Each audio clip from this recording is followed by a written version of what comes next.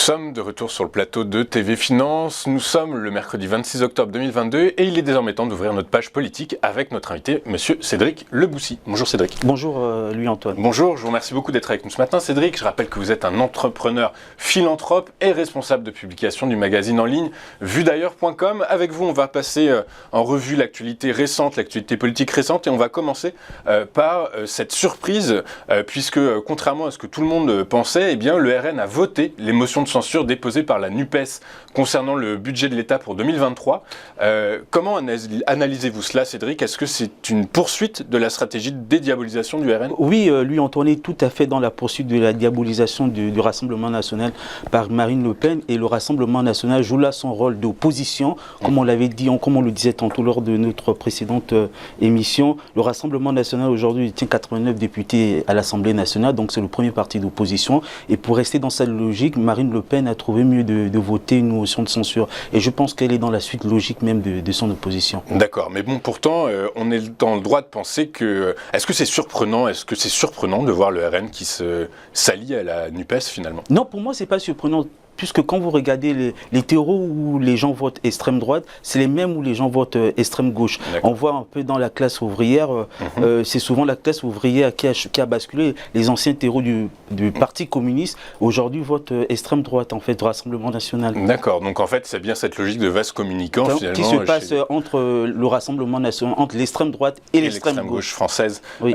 Est-ce que, comme Nicolas Sarkozy, vous pensez, on va basculer sur le sujet du 49.3, est-ce que vous pensez que comme Nicolas Sarkozy, Emmanuel Macron a fait une erreur en utilisant le 49.3 et qu'il aurait dû plutôt conclure un accord politique avec la droite? Je pense que Emmanuel Macron fait des erreurs depuis, en fait. Si vous regardez bien lors du précédent mandat, il y a eu les lois sur les ordonnances qui ont été mises en place. Et là, on revient, c'est le 49.3. Mais ils n'ont pas trop le choix parce qu'ils ont une majorité absolue, une majorité très relative, en fait. Donc, ils n'ont pas d'autres alternatives. Mais ce qui est dommage, c'est que c'est violent quand même comme méthode démocratique, en fait. Elle est très violente. Donc il serait bien pour Emmanuel Macron de trouver un accord avec les Républicains. Et je pense que même pour les Républicains, ce serait bien d'avoir un accord avec la majorité présidentielle pour pouvoir avoir un gouvernement d'ouverture. Mais ça ne va pas être très, très facile pour les Républicains. Parce que quand on entend Olivier Marleix tout dernièrement,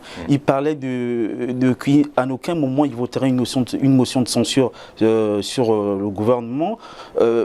Ça m'étonnerait que demain il trouve un accord avec la majorité parlementaire. Avec du coup, quelle crédibilité en tire le gouvernement? Est-ce que le gouvernement perd de plus en plus de crédibilité finalement? Mais le gouvernement perd de crédibilité puisque le gouvernement n'a pas de majorité.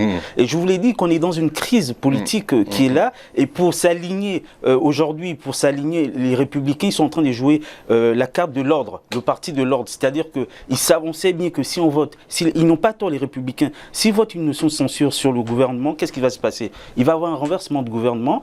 Rien ne nous dit que Emmanuel Macron va dissoudre l'Assemblée nationale. C'est pas prévu. C'est même pas que c'est pas prévu, c'est qu'il peut... Il prendrait un risque extrêmement important. Oui, mais c'est surtout qu'il pourrait reconduire Elisabeth Borne comme Premier ministre. On se retrouvera avec un gouvernement Borne 2, Borne 3.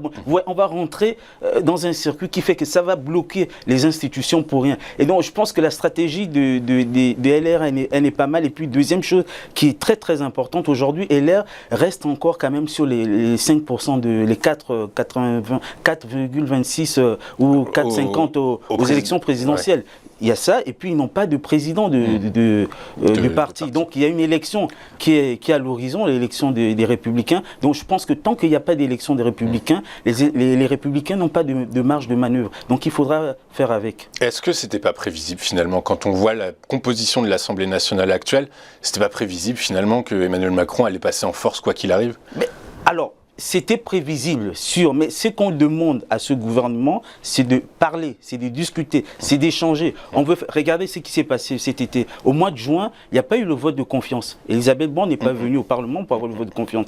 Et là, il fallait s'attendre à tout prix à des motions de censure. Donc, je pense que ce qu'on demande à ce gouvernement, c'est, comme je vous disais hier au téléphone, c'est d'échanger en fait. C'est qu'au Parlement, le Parlement puisse jouer son rôle. Son rôle, c'est de discuter, d'échanger. Quand il y a une loi, on échange. Mais non, si on n'arrive pas à échanger, on négocie, on trouve des consensus avec les autres groupes parlementaires. Ce n'est pas le cas. On n'arrive pas en force comme ça avec le 49.3. Et je pense que c'est très dangereux. Mais ce n'est pas que la France qui est dans cette situation. Quand on voit ce qui se passe en Angleterre, à l'espace d'un mois là, on a 2 gouvernements. On n'est même pas sûr que le nouveau gouvernement va rester longtemps. Donc cette crise-là, à un moment donné, il faudrait trouver une solution. La situation est un peu différente en Angleterre de par le fait que la baisse de la livre, la devise locale a impacté qu'est-ce que l'opposition anglaise avait dit? L'opposition anglaise disait, si on sort de l'Union européenne, voilà, on est bien. Regarde, depuis la sortie de l'Union européenne, il y a plein de la catastrophe. Voilà, la situation politique en Angleterre, elle n'est pas stable du tout, pas du tout stable. Donc, ça bloque beaucoup de choses. Déjà qu'on est dans une situation internationale tendue avec la guerre en Ukraine, et là, vous vous retrouvez avec des crises politiques qui n'arrêtent pas. Donc, nous aussi, on est dans cette situation. Donc, Emmanuel Macron, Elisabeth Borne n'a pas d'autre choix que le 49.3.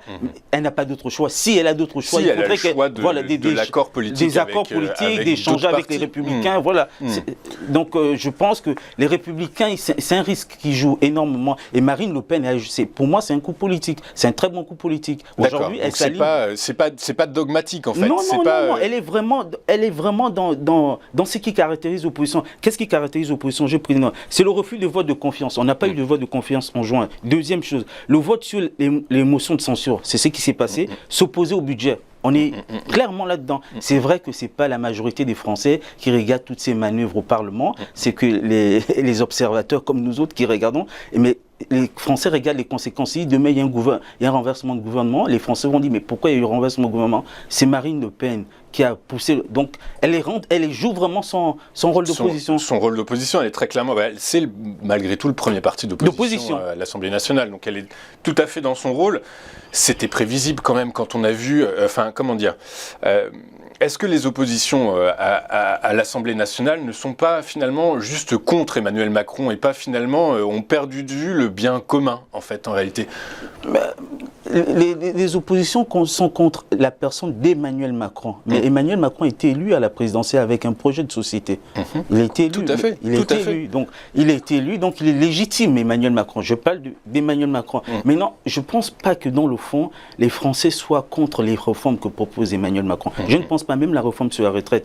Mais quand vous regardez les priorités des Français, que ce soit même la dette, quand vous regardez les priorités aujourd'hui, la dette que les Républicains lèvent tout le temps, elle arrive dans les derniers... Vous parlez de la dette de l'État? La dette de l'État. Ouais. Elle arrive dans les dernières positions. Donc, ce que les Français demandent à Emmanuel Macron, c'est la méthode qu'on demande à ce gouvernement. C'est-à-dire que Emmanuel Macron, il y a une majorité dans le premier quinquennat. On a vu qu'avec la majorité, quand même, il utilisait les ordonnances. Et là, il y a une majorité relative. On lui demande, l'électeur pousse à Emmanuel Macron à échanger, à discuter, à faire jouer les corps intermédiaires. Vous me parlez hier de la CGT. Mais pourquoi on se retrouve à cette situation?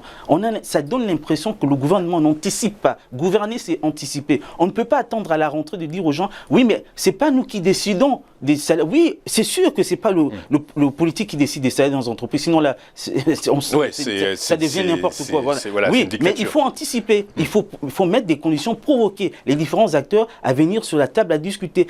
Ils auraient pu le faire au mois d'août. Au début, on n'attend pas la rentrée pour bloquer tout un pays pour des raisons que le gouvernement peut trouver des marges de manœuvre entre un côté le patronat, un côté la CGT. Donc, ce qu'on demande à ce gouvernement-là, c'est d'échanger, de discuter. Et ça, ils ne le font pas du tout. Et discuter avec des gens qui ne sont pas d'accord de base, qui sont contre vous, est-ce que c'est possible? Mais tous les Républicains ne sont pas contre Emmanuel Macron. Non, je pense plutôt à la NUPES. Même la NUPES, je pense que si on prend le temps, franchement, si on prend le temps de discuter, parce que c'est quoi la NUPES? N'oubliez pas que c'est une coalition entre le Parti Socialiste, qui est quand même un parti de gouvernement qui a dirigé, qui est aux affaires. Donc il y a quand même des gens, je ne dis pas qu'ils ne sont pas censés, mais il y a quand même des gens qui ne font pas de la politique politicienne. Donc, l'intérêt, le bien commun reste la priorité le bien commun reste à l'Assemblée nationale. Ouais. Et là, en plus, il vient encore une fois de plus enfoncer le clou avec comment on appelle, vous savez, la manœuvre qu'ils ont faite il y a quelques mois sur le CNR. Le Conseil à la réforme nationale. Attendez, c'est très bien, mais qu'est-ce qu'on fait depuis?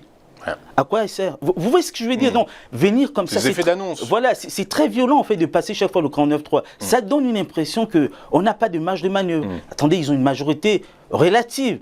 Ils ont quand même des députés en face qui peuvent négocier avant. Voilà, c'est ce qu'on demande en fait. Du temps en fait, de la négociation et de prendre le temps des choses. Pour conclure, je pense que le Rassemblement national est dans son rôle d'opposition. Le Rassemblement national est dans son rôle d'opposition. LR joue la carte de l'ordre, mais LR essaie de trouver, je pense, un consensus, des terrains d'entente. Il faut qu'ils se remettent des élections présidentielles, de toute façon. Voilà, il faut qu'ils arrivent. Et puis je pense que dans quelques mois, quand LR aura un nouveau président, je parle du parti LR, peut-être que le temps va changer. Eh bien écoutez, on verra ça. Je vous remercie, Cédric, d'avoir été avec nous ce matin. Cédric, je rappelle que vous êtes un entrepreneur philanthrope et responsable de publication sur le site en ligne, le site internet vuedailleurs.com. On va marquer une dernière pause dans cette édition du 26 octobre 2022 et juste après, eh bien, ce sera l'heure de notre point bourse. À tout de suite sur Téléfinance.